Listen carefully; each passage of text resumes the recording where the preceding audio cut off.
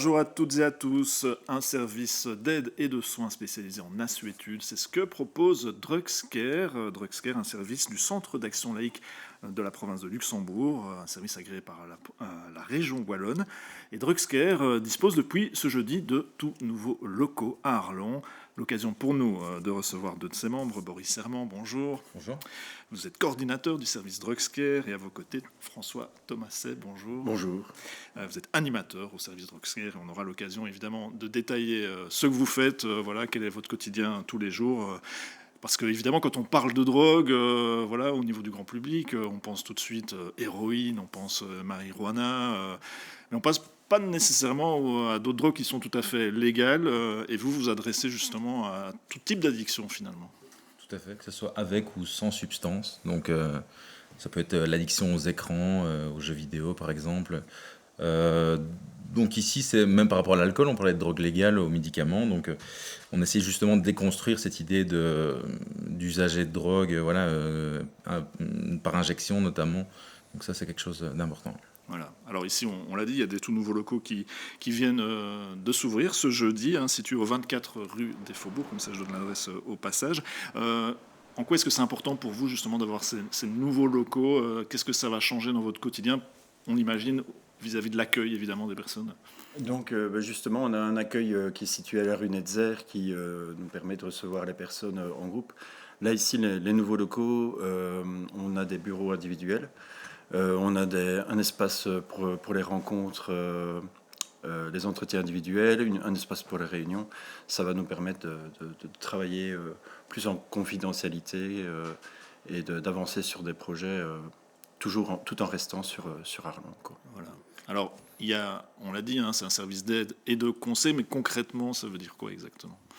Ici, on est surtout dans un axe de réduction de risque. On essaye d'être le plus complémentaire avec. Il y a deux services d'aide et de soins, je devrais peut-être commencer par là, dont le service Solex, qui, eux, leur équipe est pluridisciplinaire, donc composée notamment de médecins, de psychiatres, de psychologues. Donc, ils axent vraiment leurs actions. Qui est une autre ASBL, qui n'a rien à voir. Qui est une autre ASBL, qui n'a rien à voir. Donc, comme j'ai dit, on est deux services distincts. On essaie de travailler en étroite collaboration. Donc, pour les grands axes qui sont développés justement par les services d'aide, il y a l'information, ça on en fait tous, la sensibilisation, que ce soit aux professionnels, aux usagers, etc. Dans un second temps, donc, il y a tout l'aspect thérapeutique, les suivis donc comme j'ai dit, ça c'est plutôt Solex. Il y a les suivis psychosociaux qu'on fait, notamment le service SAP aussi à Atu, Soda à Marche et Audace à Étal. Peuvent aussi faire des suivis psychosociaux. Et nous, on a un axe très important qui est la réduction de risque, que ce soit en milieu festif ou pour tous les usagers de drogue, notamment via le comptoir d'échange de matériel stérile pour usagers de drogue. Voilà, alors ça c'est ce que vous faites. Qu'est-ce que vous ne faites pas? Parce que voilà, on pense aussi parfois au comptoir où on peut aller retirer de la méthadone, voilà, pour décrocher. On sait que c'est un produit de substitution pour les personnes qui sont par exemple héroïnomanes. Ça c'est quelque chose que vous ne faites pas par exemple. On ne le fait pas, c'est justement Solex qui le fait, donc c'est aussi pour ça qu'on a une convention avec eux, pour pouvoir faciliter la prise en charge et l'entrée dans un parcours de soins, notamment via la délivrance de méthadone. Par contre, ce qu'on peut faire, c'est de la sensibilisation, notamment via la méthadone. Donc on n'est pas une salle de consommation, si on tient à le rappeler, on en profite de ce passage ici pour le rappeler. On ne distribue que du matériel. Mais comme je reviens justement à ça, au niveau de la méthadone, on a créé une campagne de sensibilisation via des gélules de colorisation. Je vais peut-être laisser François en parler, c'est quand même lui qui est aussi instigateur de cette campagne. J'ai bien compris, c'est une campagne qui se fait en plus en collaboration avec des pharmacies de la région ici. Oui, donc on a commencé par réfléchir avec quelques pharmaciens ici de la région, parce qu'on avait quelques personnes qui faisaient des mésusages de méthadone, c'est-à-dire qui s'échangent des fois des gélules pour se dépanner entre eux en rue. Or, en Belgique, la méthadone, ce sont des préparations magistrales, donc des gélules souvent blanches. Donc on ne sait pas exactement le contenu de ces gélules. Avec des dosages très différents. Des dosages très différents. Or, la méthadone, c'est un médicament qui, à partir de 60 mg, peut tuer un adulte. Donc, des fois... avant pour un enfant ou pour quelqu'un de plus jeune. Donc, c'est pas anodin. Non. Donc, avoir un produit... identifié en tout cas dans une tranche de dosage, ça va permettre en cas de mésusage. Avec des codes couleurs, c'est ça l'idée. Oui, c'est les gélules là qui sont colorées par à peu près une tranche d'une trentaine de milligrammes ils vont être à chaque fois d'une couleur différente. Donc vert, bleu, rouge, blanc ou tout rouge pour les gélules les plus importantes au-dessus de 90 mg. On l'a dit, l'objectif central, c'est vraiment la santé des utilisateurs, des consommateurs. Mais pour ça, il faut faire une démarche, il faut aller vers vous. Vous-même, vous êtes un ancien consommateur. Ouais. Vous avez été des deux côtés de la barrière. Hein. Oui, effectivement. J'ai d'abord été usager dans ce service avant de pouvoir travailler pour eux. Après... passer la porte, c'est justement difficile. Effectivement, quand on est... Ce sujet des consommations de drogue, c'est pas toujours évident déjà de reconnaître qu'on pourrait avoir peut-être un problème avec ce produit. Et puis même si on le sait, trouver une porte qui s'ouvre pour pouvoir en parler ouvertement et se sentir à l'aise, non jugé, c'est pas toujours évident. Et on essaye d'être cette porte qui reste ouverte pour les personnes qui à un moment commencent à se questionner sur leur consommation. Ouais. Et actuellement, c'est combien de personnes comme ça qui viennent chez vous quotidiennement? Au niveau du Bas-Seuil, donc le Bas-Seuil, c'est un accueil inconditionnel qui est rue Joseph Netzer. On a approximativement entre 20 et 30 personnes qui se présentent quotidiennement. C'est un peu différent au niveau du comptoir d'échange de matériel. Le nombre de suivis, j'ai pas le chiffre en tête, donc je vais m'abstenir. Mais au niveau de la file active du comptoir d'échange, on est plus ou moins sur 150 personnes. Donc on a en moyenne une soixantaine de personnes chaque année aussi qui se présentent, 60 personnes différentes qui se présentent chaque année au niveau du comptoir et avec une file active d'au moins 150 personnes. Ouais. On a vu un groupe de personnes hein, dans les images qu'on a diffusées là, juste là maintenant en début d'entretien. Ça, c'est ce que vous appelez des réunions... boule de neige. Boule de neige, ça veut dire quoi exactement? Alors, cette boule de neige, c'est un programme d'éducation par les pairs. Donc, en fait, on se réunit sur un petit groupe de jobistes qui vont être formés à différentes questions. Donc, la séance ici, c'était une séance qui concernait les produits.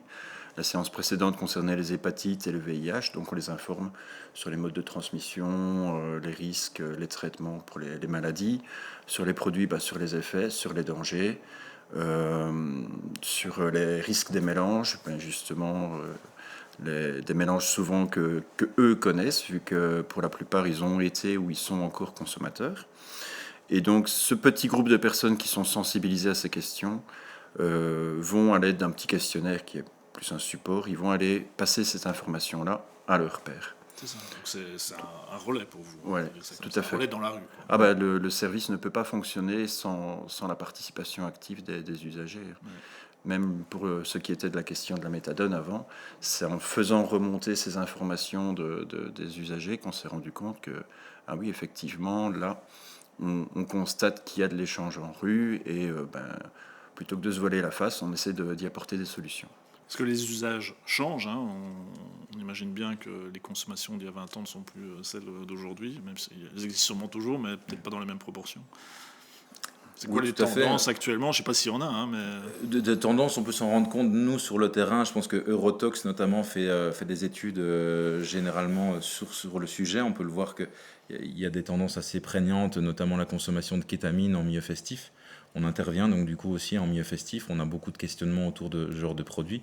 Il y en a d'autres. Hein. Il y a tout ce qui tourne autour des nouveaux produits de synthèse, chose qu'on ne voyait pas encore il y a 5 ou 10 ans. Il y a vraiment eu il y a des fluctuations. J'ai tendance à croire aussi, même s'il n'y a pas de chiffre ici précis pour la province de Luxembourg, mais que la consommation de cannabis diminue, mais peut-être d'autres types de substances sont plus sollicitées. Surtout peut-être chez un public un peu plus jeune, c'est un âge d'expérimentation, donc on a tendance à, de par l'accessibilité de certains produits, se diriger vers tel ou tel produit sans connaître les risques qui y sont liés. François, d'ailleurs, en préparant cette émission, vous me disiez que au niveau de la vape, par exemple, qui semble à la base quelque chose de relativement inoffensif, vu que c'était quelque chose qui était prévu à la base pour décrocher de la nicotine, qui est une drogue dure d'ailleurs, on peut dire ça comme ça. Là, ça vous inquiète au niveau de la consommation des jeunes? Oui, on a de plus en plus de demandes d'informations par les écoles ou parce qu'ils se rendent compte que la vape est devenue banalisée souvent et malheureusement, cet objet qui à la base est fait pour décrocher du tabac devient un outil qui a été utilisé maintenant par certaines firmes pour faire accrocher les jeunes à la nicotine, qui est un des produits les plus compliqués à décrocher. comparé à d'autres produits qu'on a peut-être en tête. Quand on garde en ordre, non pas d'intensité, mais en ordre de dépendance, la nicotine est un des produits les plus compliqués à arrêter. Ouais.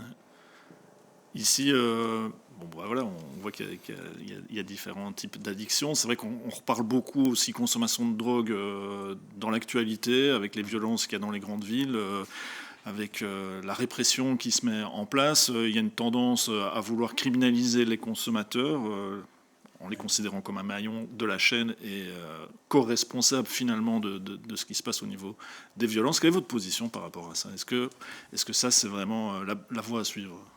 Il y a des responsabilités individuelles, mais aussi sociétales, je pense, dans la consommation de produits.